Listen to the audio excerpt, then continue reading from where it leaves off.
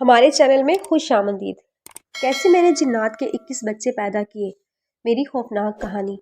مغرب کا وقت تھا ہو رہا تھا، لیکن بانو کا کچھ اتا پتا نہیں تھا۔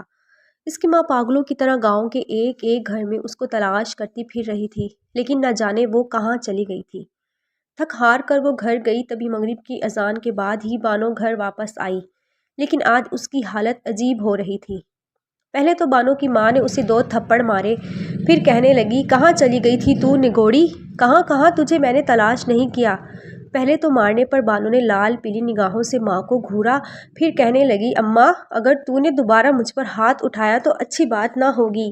اس کی ماں یہ سن کر بری طرح بفر گئی، غصے میں اس کا بازو دبوچ کر کہنے لگی، نہیں تو کیا کر لے گی تو؟ ہاں لیکن اچانک ہی بانو نے انہیں اتنا زوردار دھکا دیا کہ وہ منہ کے بل جا گری تھی۔ وہ حیران پریشان رہ گئی، پھر اپنے آپ کو سنبھالتی جاگ کر روٹیاں بنانے لگی۔ بانو اور اس کی ماں کا تعلق ایک غریب خاندان سے تھا۔ دونوں ماں بیٹی غربت کی زندگی گزار رہی تھی، کیونکہ کئی سال پہلے بانو کی ماں کو اس کے باپ نے طلاق دے دی تھی۔ وہ ایک یتیم لڑکی تھی، اس کے سر پر ہاتھ رکھنے والا کوئی بھی نہ تھا، اس لیے ایک کچا سا گھر ملا جہاں پر وہ دونوں ماں بیٹی رہنے لگی۔ اس وقت بانو صرف 14 سال کی تھی۔ اکثر وہ کھیلنے کے لیے اپنے گھر کے بنے ہوئے پیچھے مکان میں چلی جاتی تھی، جو خالی پڑا رہتا تھا۔ وہاں پر ایک بیری کا درخت تھا۔ سب کا خیال تھا کہ یہ گھر بھاری ہے، یہاں پر کسی کو نہیں جانا چاہیے، لیکن بانو مانتی ہی نہ تھی۔ جب بھی اس کی ماں وڈیری کی حویلی میں کام کاج کرنے جاتی، پیچھے سے وہ اس گھر میں جا کر نہ جانے کیا کیا کھیل کھیلتی رہتی تھی، لیکن آج جب واپس آئی تو اس کی حالت ہی بری تھی۔ بانو کی ماں اکثر اسے سمجھاتی کہ تو 14 سال کی ہو گئی ہے، اب باہر جانے میں احتیاط کیا کر، لیکن وہ یہ بات مانتی ہی نہ تھی۔ لیکن چند دنوں سے اس کی حالت عجیب ہو رہی تھی، وہ ہر وقت بستر پر پڑی رہتی۔ جب بانو کی ماں حویلی سے کام کاج کر کے لوٹتی تو گھر کی حالت ابتر ہوتی۔ نہ تو وہ گھر میں جھاڑو لگاتی، نہ ہی برتن دھوتی، بلکہ پورا دن بستر پر پڑی رہتی تھی۔ ہر وقت بڑا سا دوپٹہ اپنے جسم پر ڈالے وہ چارپائی پر پڑی رہتی۔ وہ غصے کی بھی بہت تیز تھی، اس لیے بانو کی ماں اسے کچھ بھی کہتی بھی نہ تھی۔ لیکن ایک رات وہ حیران رہ گئی جب اس نے چپکے سے گھر سے نکل کر بانو کو اسی خالی گھر میں جاتے ہوئے دیکھا۔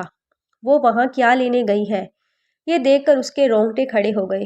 وہ چپکے سے اس کا پیچھا کرنے لگی، لیکن اس گھر میں موجود خالی گھر میں جا کر وہ جیسے ہی باہر آئی تو اچھلتی کودتی واپس اپنے گھر آ کر بستر پر لیٹ گئی۔ خوف کے مارے اس کی ماں کی حالت بری ہو گئی تھی۔ صبح ہوئی تو وہ اس سے پوچھنے لگی کہ رات کو تو وہاں کیوں گئی تھی؟ بانو نے اس پر لا علمی کا اظہار کیا اور کہنے لگی، ماں تجھے کوئی غلط فہمی ہوئی ہے، میں تو وہاں گئی ہی نہیں تھی۔ لیکن بانو کی ماں کیسے بھول جاتی رات والی بات، اس لیے اسے بڑی فکر ہو رہی تھی۔ پھر اس نے 1-2 بار نہیں بلکہ کئی راتوں کو بانو کو اس کے گھر میں جاتے ہوئے دیکھا، لیکن ایک رات پیچھا کرتے ہوئے وہ جیسے ہی اس گھر میں گئی تو اچانک اسے ایک تو نہیں بلکہ کئی بچوں کے رونے کی آواز آئی۔ یہ دیکھ کر اس کے رونگٹے کھڑے ہو گئے۔ اس خالی گھر میں بچوں کا وجود کہاں سے آ گیا؟ خوف کے مارے اس کی حالت بری تھی۔ دوسرے ہی دن وہ مولوی صاحب کے پاس جا پہنچی۔ مولوی صاحب، میری بیٹی کو نہ جانے کیا ہو گیا ہے، وہ راتوں کو اٹھ کر اس خالی گھر میں جاتی ہے، لیکن جب میں اس سے پوچھتی ہوں تو اسے کچھ یاد ہی نہیں ہوتا۔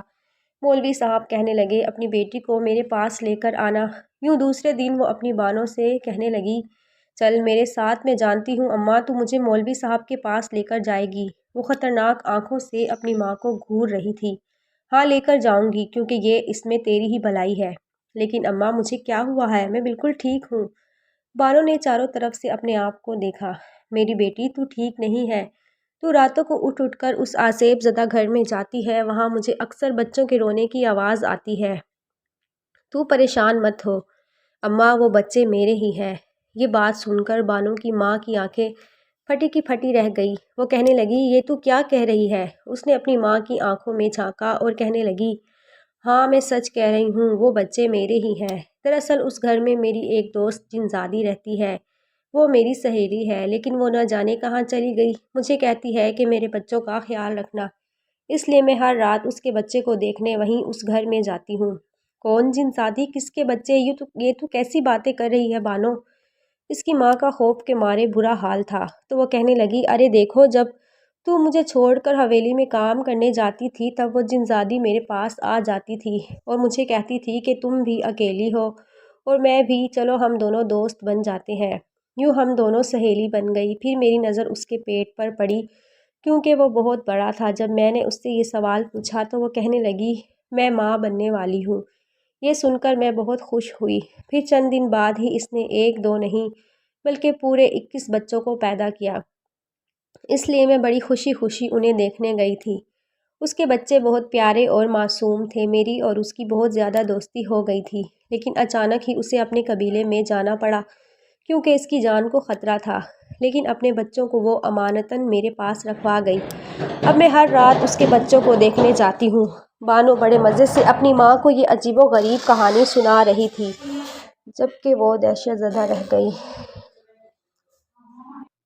بانو اپنی ماں کو بڑے مزے سے یہ عجیب و غریب کہانی سنا رہی تھی جبکہ وہ دہشت زدہ رہ گئی تھی۔ پھر کہنے لگی اماں چلو تم میرے ساتھ، میں بھی تمہیں وہ بچے دکھا کر لاتی ہوں۔ جیسے ہی بانو کی ماں اپنی بیٹی کے ساتھ اس گھر میں گئی تو وہاں پر اسے کچھ بھی نظر نہ آیا، لیکن بانو مسلسل اس کمرے کی طرف اشارہ کرتی رہی کہ وہاں پر میرے بچے ہیں، وہ بچے میرے ہیں، اس جنزادی کے بھی، کیونکہ ہم دونوں نے مل کر اسے پالا ہے۔